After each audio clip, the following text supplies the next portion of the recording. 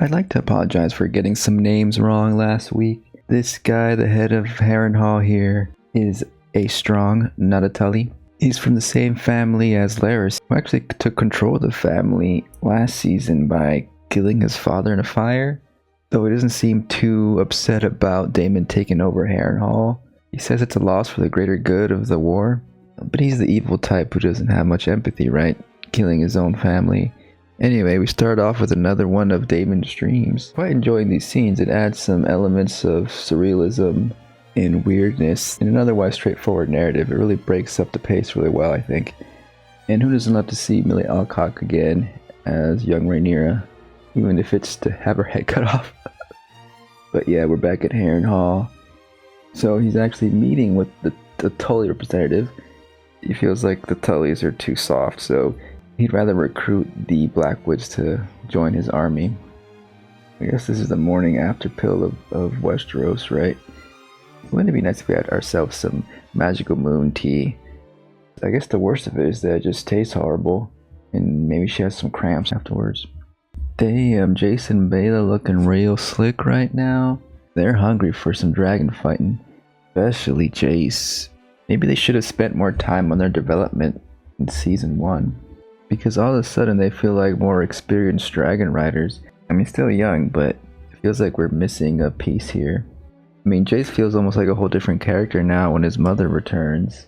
Maybe they're setting him up to be less likable, more arrogant for his inevitable death. I mean, this is going to be a dragon battle apocalypse. By the end of this series, there's not going to be any dragons left, I think, right? But when's the question? When are they going to die? Oh shit, so Kristen Cole is going on a rampage, killing anyone who doesn't bend the knee to Aegon. This is actually the father of Rhaenyra's guard that helped her get into King's Landing last week. Meanwhile, Alicent's brother here is in shock, witnessing all this violence, as Hightower is accustomed to living a cozy life, right? So yeah, this is an interesting pairing here for sure. Now this scene is pivotal. Aemon here is literally the only one who can stand up to the king, who's his brother, and returns the humiliation Aemon received at the brothel last week by embarrassing his brother at the council table in High Valyrian. I guess no one else is meant to understand what they're saying, but I feel like maybe at least the Maester got most of the meaning here. But basically Aemon established that he is best to command the war at this moment, right? He probably would have been a better king in that regard. So Aegon here realizes that he's losing respect. He can't even speak High Valyrian that well. I guess it's nice to have another scene with Larys and Alicent here to establish where they're both at.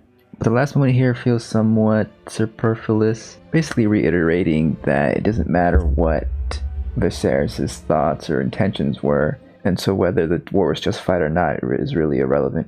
I guess I just want to hammer home that theme, which was, I think, really well established last episode. Back to the dream, and this time Daemon sees what looks like Aemon walk in the halls of Harrenhal, but then it turns around to be himself with an eye patch. He's literally seeing himself in Aemon. Maybe he created this monster, and perhaps setting up what will probably be a duel between the two in the skies. But this leads to him finding Alice Rivers, who's an eerie woman residing at Harrenhal, the one he saw in his dreams last episode. She's definitely not a witch. Definitely not. But we get to understand her character a lot better now, as she shows concern for Daemon's well-being and being quite astute about his mental state. She could tell he has doubts and struggles with the idea of Rhaenyra as the queen, hence the dream sequence where he beheaded her in the beginning of the episode. But yeah, she's a fun character, revealing here that she's actually a barn owl, cursed to live in human form. Just kidding. I am getting some flirty vibes here. I am very much curious what her motives are, though. I mean, she can either be trying to ally herself with Daemon, or trying to get rid of him with some hallucinogenic poison or something. I love this transition here, him drinking this concoction and then coming to in the middle of a meeting with the Blackwoods. I don't know, it's just fun to see Daemon dazed as he tries to regain his composure. He also has visions of Laena, who was his wife in season 1, who passed in the burning fire of her dragon. So the ghosts of his past continue to haunt him. Maybe Alice Rivers wants to encourage this retrospection so he can come out of it a better man. But yeah, I'm liking this dreamy development of Daemon this season so far, and how it contrasts also with other characters like Aegon here, who's also a bit detached from reality in other ways. He feels entitled to respect just because he's a king. It takes his mother to tell him how it is, that he has to earn that respect. This is another great scene for Alicent here. She can talk to Aemon as his mother, unlike anybody else, and really try to set him straight. Though it doesn't seem to work so well, because as we see, he's going to get on his dragon. So Kristen Cole and his new buddy here are ready to take on a fort or castle, is it? It's really not a major thing. It's all part of plan that he's not really revealing. He just wants to lure out a dragon from Team Black so they can take down a dragon. That's the whole idea here. So Rhaenyra returns. She's now realized that she can't stop the war through diplomacy. She has to wage it with dragons, and she's even prepared to go for herself.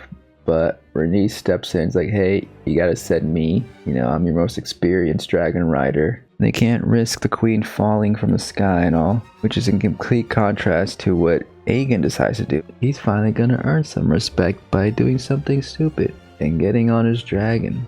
And at least a little bit tipsy, why not? Nothing can hurt him, he's the king. And as the battle begins, Rhaenyra simmers her son down a bit by telling him the prophecy of the song of ice and fire, what Viserys told her when she was young. Basically that she's fighting for the greater good of the realm and against the prophecy of the White Walkers or whatever, not just to be queen and ruler of everybody.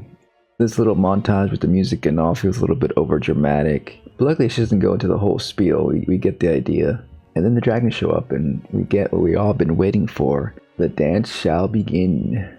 Yeah, this is some good dragon fighting here. The most dragon fighting we've ever had, either in Game of Thrones or in this series, right? With the dragons clawing at each other, breathing fire. Even getting some cool moments of like the dragon blood burning some soldiers. Is dragon blood like made of boiling oil or something? Is that how they breathe fire? Maybe. I wonder if anybody has tried to fry up some food with dragon blood in this world. Probably. What I like the most about this though is we see the connection the riders have with their dragons. Like the looks the dragons give to the riders. It really shows that these dragons are more than war machines. They're actually these creatures with emotions, more akin to pets than solely weapons. It makes the fights and their deaths a lot more meaningful and more impactful. The most shocking moment, of course, is when Aemon comes in to maybe save Aegon by breathing fire in his direction when he and Rhaenys are intertwined in battle in the air. Now, I guess you could interpret as Aegon being just collateral damage, but I feel like Aemon took the opportunity to take down the king, his brother. He muttered, "You idiot," when he first saw Aegon arrive to the scene. I thought maybe that in the last episode Aemon didn't care so much about being humiliated in the brothel, but it seems like he does have some resentment, and at the council table he was definitely demonstrating how he's better fit to command an army. I think it's very likely that he wants to take the throne. Rhaenys is in shock after seeing Aemon blow away his own brother. But at this point she understands that she has to take Aemon down, and she's willing to lose her life. But yeah, Kristen Cole's in shambles here. The soldiers on the ground must feel so insignificant in this dance of the dragons. Excuse me, dragon coming through. Boink. And so we get the final moments of Rhaenys. Her dragon gets chomped by Aemon's. It looked like her dragon's head was about to be bit off, but I guess they showed a little bit of some mercy there. It's a big loss for Team Black. Rhaenys was such a great, strong character this season. It's sad to see her go, but if she had to go, there's probably no better way than on the back of her dragon. Yep, we're in full-blown dragon warfare now. But the episode isn't over yet. We still gotta find out what happened to Aegon. He fell from the sky, surely he's dead, right? Kristen comes upon Aemon at the scene with his sword drawn. Did Aemon slice up his brother just to finish the job? Or maybe he was just cutting some bushes or branches to get to Aegon to see if he was still alive. Either way, he picks up the special dagger, really wanting it to be his own. We see Aegon's body for a brief second. The dragon surely's dead, right? Maybe Aegon will make it out alive. It's not quite clear. Maybe he'll be severely injured, paralyzed or something. I guess this moment will definitely humble him. We'll see how it plays out. But for the benefit of the narrative, I kind of wish Aemon just finished him off. You know, maybe he could have used the boiling dragon blood to burn up his brother. That would have been real cruel and evil. that would have been a terrible scene to watch. He could have just burned him with some of that fire around there and pretended the dragon fire did it. Maybe he would have if Kristen didn't show up. But yeah, definitely a very eventful episode. Finally giving us the Dance of Dragons a promise in season 1. Waiting a couple years feels like a little bit much, but if you were to watch the seasons back to back, it probably doesn't feel that bad. I feel like some of the scenes were spinning their wheels a little bit. Like the council scenes for Team Black, I think particularly feel like that more so than Team Green. I feel like Team Black is getting the short end of the stick this season. It doesn't feel as engaging or well developed as I want it to be in comparison to Team Green. You know, maybe because the characters on Team Green are more villainous, they feel a lot more complex. We'll see how it goes. I imagine there'll be a little bit of a breather next episode before we get to more dragon fights. I wouldn't mind more dream sequences between all the dragon dancing. Ooh, what if Damon dreams about a dragon dance with Aemond? That'd be a sight to see. Also, I'll try to keep the name straight, although I can't promise anything. You know, there's so many different characters and places and stuff. You know, I'm not like a lore expert. But surely by the end of the season, I'll be a know-it-all. And then I'll forget everything again before season 3 pops up. Well, that'll have to do it for now. I'll see you next time. Under the moonlight. Bye bye.